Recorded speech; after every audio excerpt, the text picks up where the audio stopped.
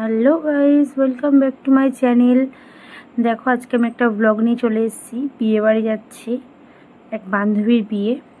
তো দেখো আমাকে কেমন লাগছে তোমরা একটু এটা কমেন্টে জানিও। আর দেখো তোমাদের দাদা আর ছেলে চলে আসলাম বিয়ে বাড়িতে। তো বিয়ে বাড়িটা মোটামুটি ভালোই সাজিয়েছিল, কিন্তু আমার মনে হচ্ছিলো একটা হ্যালোজিন যদি দিত তাহলে একটু ভালো লাগতো। সব শুধু ডিজে লাইটই দিয়েছিল। তো গেটটা খুব সুন্দর সাজানো হয়েছে। ছেলেকে দাঁড় করিয়ে আমি বললাম দাঁড়া একটু ছবি তুলে নিই, কারণ ওর বাবা গেছিলো হচ্ছে গাড়ি পার্কিং করতে। আর এই দেখো আমার বান্ধবী। তো চলে এসেছি, বান্ধবীকে গিফট দেওয়ার পরে একটু কথা বলছিলাম। অনেক দিন পর ওর সঙ্গে দেখা হলো। যাই হোক, বলো ওকে আর আমাকে কেমন লাগছে, কারণ আমরা অনেক ফটোশ্যুট করেছি ওখানে গিয়ে, মানে ওদের যে ক্যামেরা ছিল। তো তারপর আমরা গেছি ফুচকা খেতে। তো আমি ভিডিও করছিলাম, তোমাদের দাদা আর ছেলে ফুচকা খাচ্ছিল, আমি ভিডিও করছিলাম। আমি বললাম আমিও খাবো। যাই হোক, তোমাদের দাদার থেকে দুটো ফুচকা খেলাম। হ্যাঁ, মোটামুটি ভালোই ছিল ফুচকাটা। তারপর মণ্ডপটা দেখে দেখো তোমরা, মণ্ডপটা কত সুন্দর সাজিয়েছে।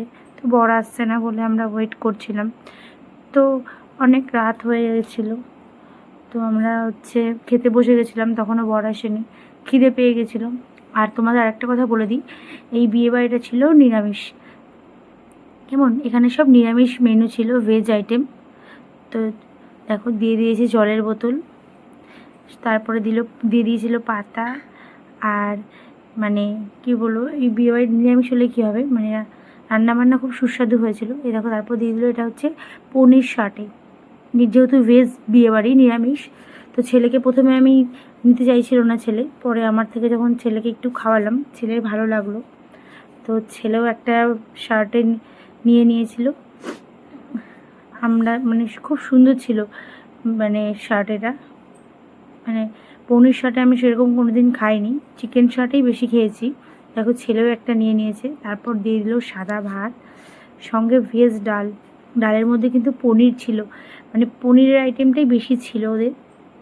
যাই হোক, তো লেবু তো আমার মাস্ট, তোমরা ভালো মতনই জানো যে লেবু ছাড়া আমি মানে ভাত খেতেই পারি না, সে বাড়িতে হোক আর যেখানেই হোক।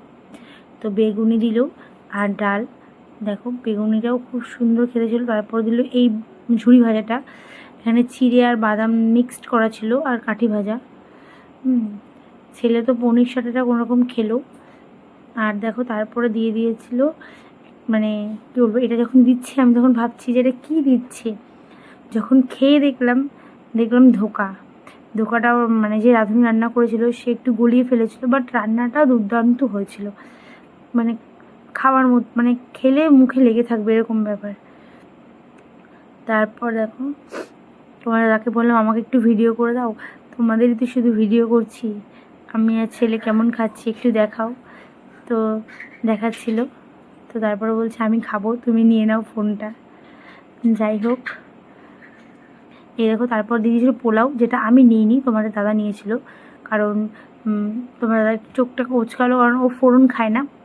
পোলাওটা করেছিল জিরের পোলাও, আর সঙ্গে করেছিল একটা ছানার কোপ্তা। ছানার কোপ্তাটা দুর্দান্ত ছিল, আমি ছানার কোপ্তা দিয়ে ভাতটা খেয়েছিলাম। কারণ আমি পোলাও নিইনি, পোলাও আমার ফোড়ন দিয়ে জিরের পোলাওটা ঠিক পছন্দ নয়।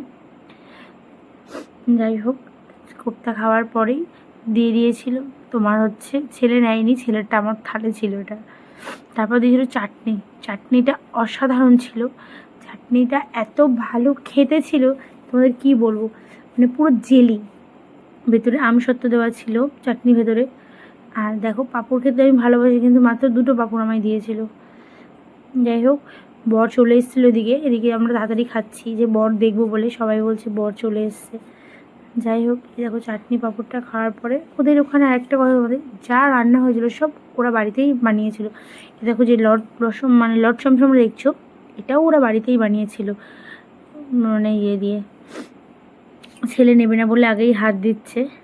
যাই হোক, হাত দেখাচ্ছিল।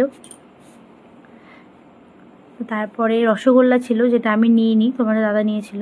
আর ছিল দইটাও খুব সুন্দর ছিল। যাই হোক, দইটা খাওয়ার পরে ছেলে তো এত ভালোবাসে সব এত কিছু, দই মিষ্টি, ছেলে কিছুই খায়নি। ছেলে শুধু বেগুনিটা খাবে বললো, তাও বেগুনিটা খায়নি। যাই হোক, এরকম খাওয়া দাওয়া কমপ্লিট করে আমরা চলে এসেছি বর দেখতে। তো কী বর মানে নেমে যাচ্ছিলো আগেই, তাই সবাই বললো নামতে হবে না, যেহেতু বরকে বরণ করবে গাড়িতে বসেই। তো দেখো আমার বান্ধবীর হাজবেন্ড যে, সে হচ্ছে তোমার মানে হোটেল ম্যানেজমেন্টে চাকরি করে, হোটেল ম্যানেজমেন্ট। দেখো ওদের খুব ভালো। তারপরে কাকিমা যে মেয়ের মা, বান্ধবীর মা, সে বরণ করে নিচ্ছিল, সেটাও আমি ক্যামেরাবন্দি করেছি। তো বরণ করার পরে, বরণ হয়ে গেলে রাত হয়ে গেছিলো, ছেলেও বায়না করছিল। তো দেখো আমাদের ব্লগটা কেমন হয়েছে একটু জানিও, কমেন্ট করো আমাদেরকে সবাই কেমন লাগছে। Tata, bye bye.